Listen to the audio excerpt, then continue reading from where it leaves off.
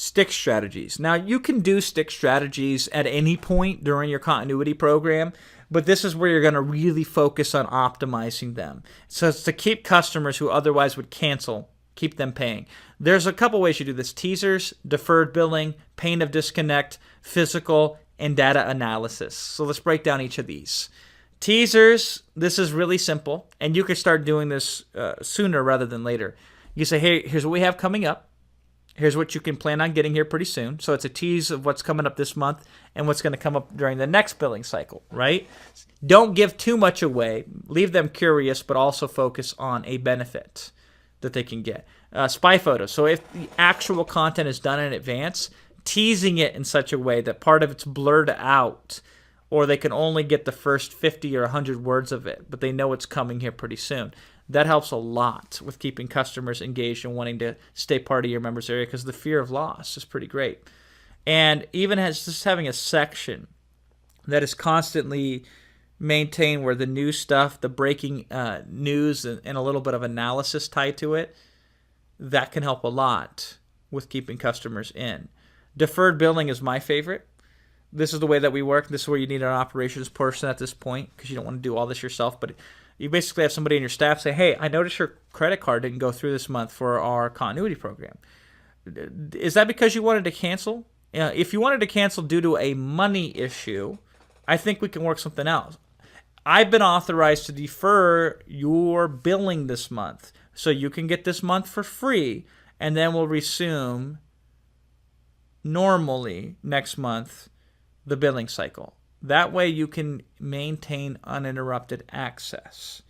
So it's something along those lines. You basically just tell them, listen, if you want, and it's great too, you can say, hey, are you canceling because of the cost? If they say yes, you say, oh, well, that's great.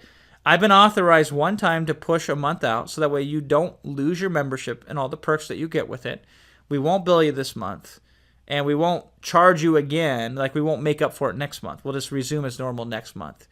Since you told me it's a money issue and I've solved that, is it okay then if we proceed to defer your billing for this 1 month only, so you get a month for free, and then we'll continue as normal next month?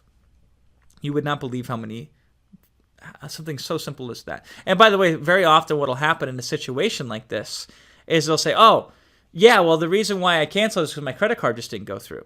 You say, oh, should we use this credit card or should we update your credit card on file? And they say, well, update it.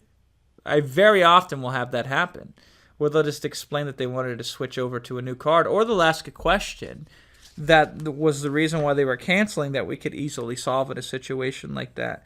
So making available their ability to defer billing is really powerful. So if they cancel the membership and you have somebody contact them within 24, 48 hours of that cancellation, with this tactic of, listen, we'll give you a month free if you stay on with us, that solves so many problems, it's not even funny.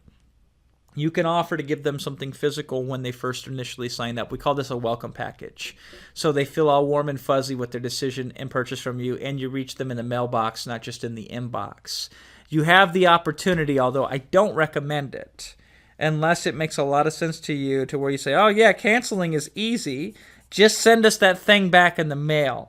Some people do this. It is an option. There might be opportunities when you can do this. Be fully disclosed up front with the customer if you're going to do something like this before they sign up. But usually it's like, hey, try us out, and if you don't like us, you can still keep the free gift that we're going to send you in the mail. I don't recommend you start there because the economics are much harder and the logistics are much more challenging, but over time, this is how you leverage and scale up your continuity program. And data analysis.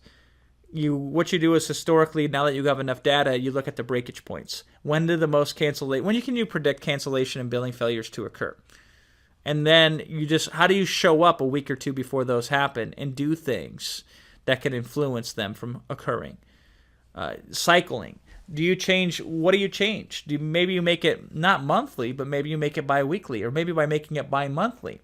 That can make you more money. You have so many different options here to try out different deals to see how much a customer is worth. You'd be shocked at the magic number. You can never really guess it, but over time you can optimize towards it once you get enough data.